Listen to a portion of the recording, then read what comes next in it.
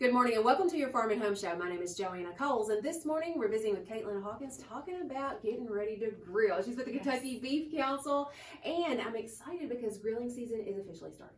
It's upon us, and we love this time of year, not only because it's a great time to get outside, but it's a great time to spend time with friends and family around food. And beef brings people together no matter what time of year, but especially during grilling season. Absolutely. Now you have today for us some grill tips, right? To really look like that grill master when you're out there. Yep. Just a few quick, simple things to keep in mind as you're grilling. Whether you're grilling on a charcoal, a gas, a blackstone, or indoor on a smokeless grill, if you don't have access to a grill outside, or if it's raining, these tips will help you. All right, so you have these skewers here, and I always think skewers and kebabs are fancy. They are. But what do we need to do with these? So skewers are great.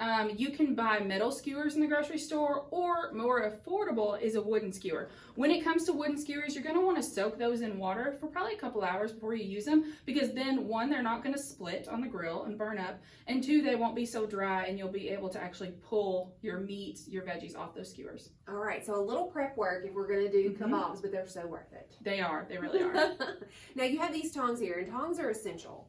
Tongs are essential. They're great. A lot of people want to utilize a spatula or a flipper, however you choose to look at that. But tongs are really key when it comes to grilling. Not only do they keep your hand further away from that flame or that heat source, but it's a great way to not puncture your steak or your burger while you're grilling, because then if you puncture it with a fork or something else, you're going to lose those juices that are nice and trapped inside for you to get a good eating experience. Absolutely. Now I know you guys always talk about having two sets of tongs. Yes, cross-contamination is a big deal. You don't want to get anybody sick. So you want to use one set of tongs for raw product and one set of tongs for cooked product. Same thing with plates. If I have a cooked steak on a plate, I'm not going to have that plate be the same plate I had a raw steak on. All right, so just kind of keep that separate, keep it. And I always like to take two different tongs because Katelyn, I get out there and think, now which one did I use that for? So exactly. Two separate sets of tongs will keep everybody safe at your grill party.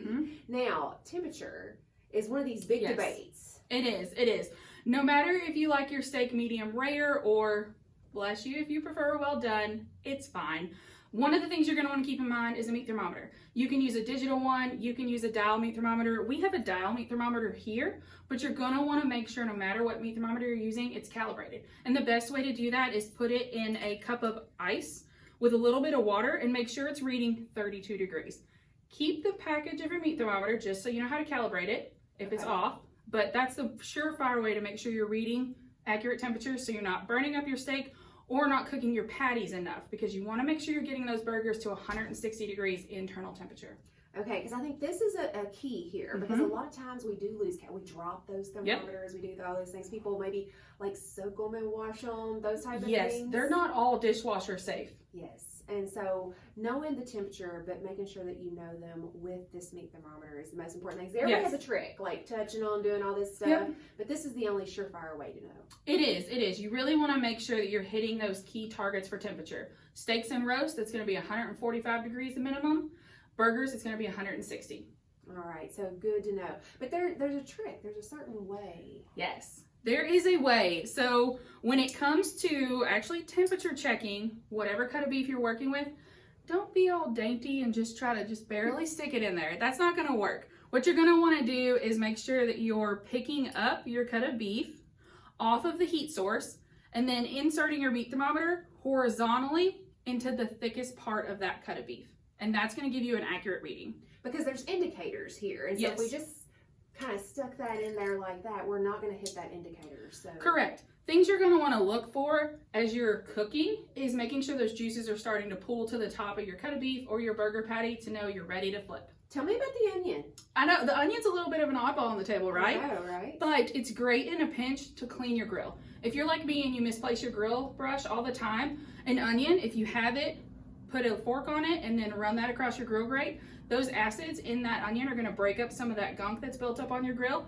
You could also use a balled up piece of foil and really scrub and get that off. Because a clean grill is important. We don't want all of that. It could cause flare-ups and different things like that. So making sure that we prep our grill. Some people are concerned with the grill brushes. These are two great alternatives. They really are, and two things that you have on hand at home. Absolutely, without going out and spending that extra money. So Katelyn, thanks for all the information. We are ready to go out and grill. And if you have any questions about grilling, make sure to contact the Kentucky Beef Council, or you can call us here at your local extension office. Thanks for watching and have a great day.